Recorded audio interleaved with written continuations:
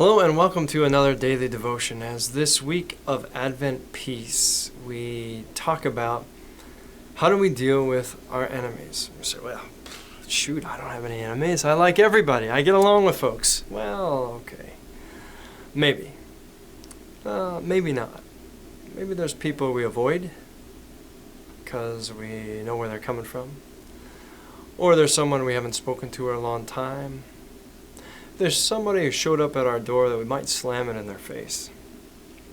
I got something from a friend, more conservative friend, circulated this. It's been circulating for 7 years. I'm just going to read a snippet of it.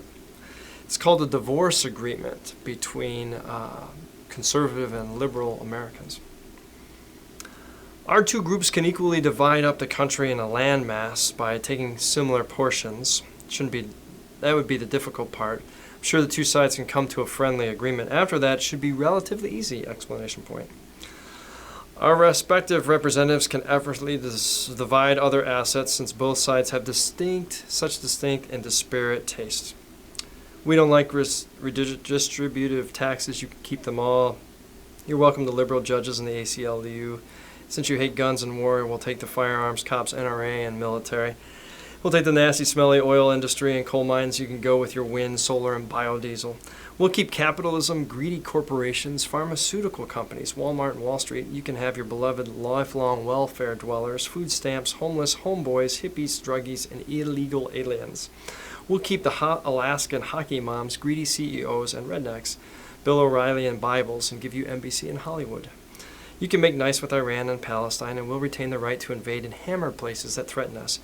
You can have the peaceniks and war protesters, and when our allies or our way of life are under assault, we'll keep them secure.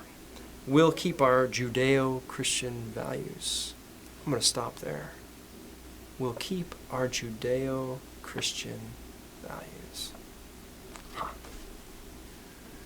Corporate greed, said with fervor. Go hammer the places that we disagree with. We'll root them out in the name of national security. The peaceniks, the druggies, the hippies, the welfare, those folks. Because in our Judeo-Christian values, certainly Jesus wouldn't have anything to do with them. Drain and drag on society. I'd have to say that such proclamations are an enemy to who I believe Christ to be. Such convictions are an enemy to my path of discipleship. Such words are an enemy to who I believe Jesus bled and died for us to realize the love of God. The Good Samaritan, the Roman centurion, the leprous one living on the outskirts of the village, the tax collectors hated and despised, those who lived on the streets as sex-trafficked people and workers, the foreigner and orphan and widow amongst us. Yes, those. You see, unfortunately, I don't think we can divorce ourselves from each other by any stretch if we're going to claim the kingdom of heaven that we pray for. The kingdom and the power and the glory are yours forever and ever.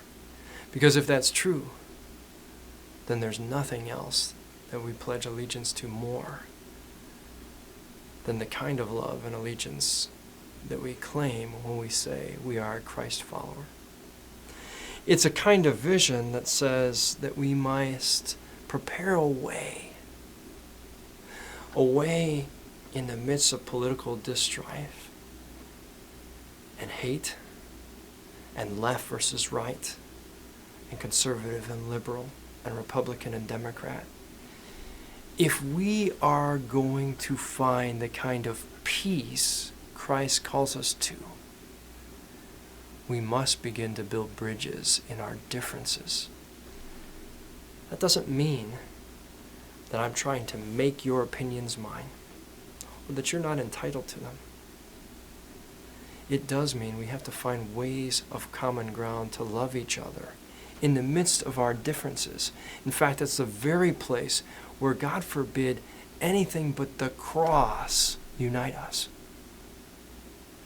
Because if it doesn't, my brothers and sisters, if we don't believe that God was willing to lay down his life for all of us, then we will never know peace. Period. May the peace of the one who says every living, breathing soul is worth the effort to take on flesh, to be rejected and humiliated and tortured and crucified, be the peace and the path that we take with each other, even in our enmities.